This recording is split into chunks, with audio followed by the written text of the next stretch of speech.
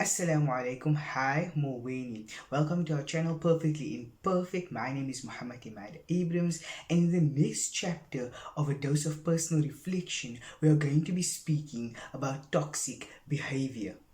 Toxic behavior is literally defined as something poisonous, harmful, or bad that can cause illness or even worse, death.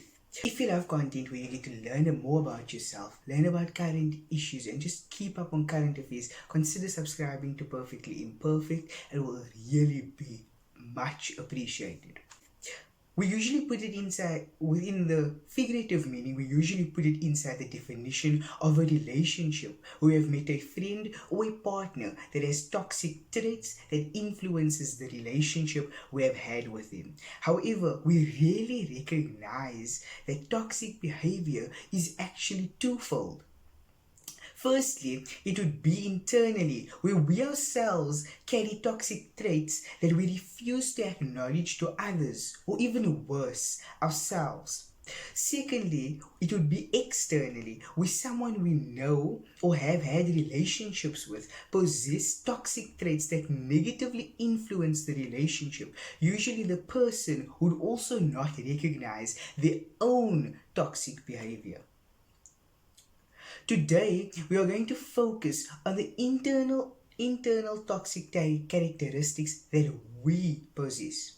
So continuously throughout the video, I'm going to say toxic traits or toxic characteristics, because fundamentally I do not believe that a human being within themselves is completely toxic. Everyone has good and bad aspects to them, but toxic traits is something we can change, something small and minute that we possess. So there are two main aspects when it comes to internal toxic traits. Number one, it would be my toxic traits, and number two, it would be our toxic traits. So my toxic trait has more to do with yourself. It is things that you say or you do that has no negative influence on those around you, but can lead to an internal battle with yourself.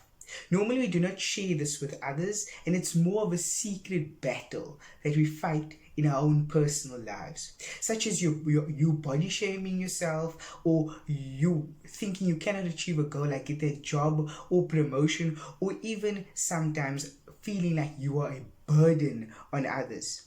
Our toxic trait is when you have certain traits that has a negative influence on the relationship that you have with others. This could hinder friendships, romantic or work relationships. How do we combat internal toxic behavior?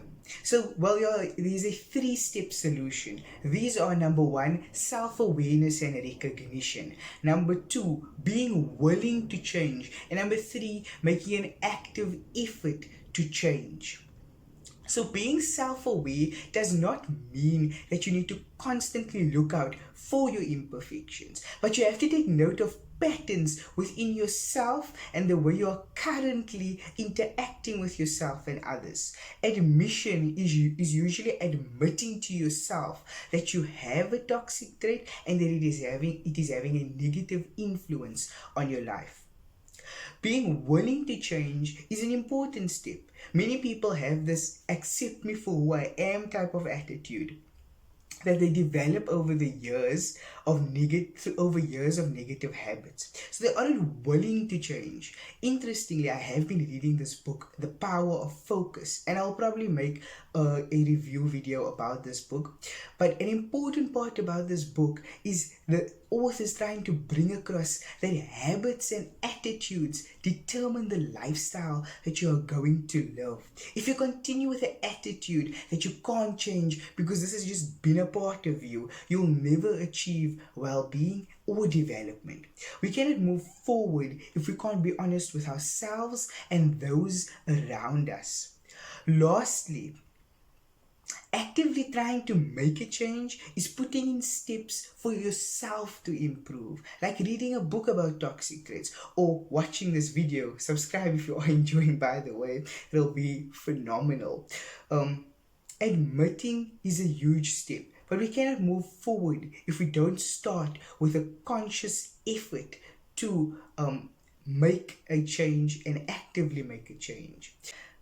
One thing that I do want to end off with is this famous quote where change will not come if we wait for some other person or some other time. We are the change we have been waiting for. We are the change that we seek. Although this particular quote relates to a global type of setting where we need to change the environment and the way the world works, you can relate it particularly within yourself, where you cannot wait for someone else or to help you make a particular change if you don't first take that first step to ensure that you can make a change within yourself.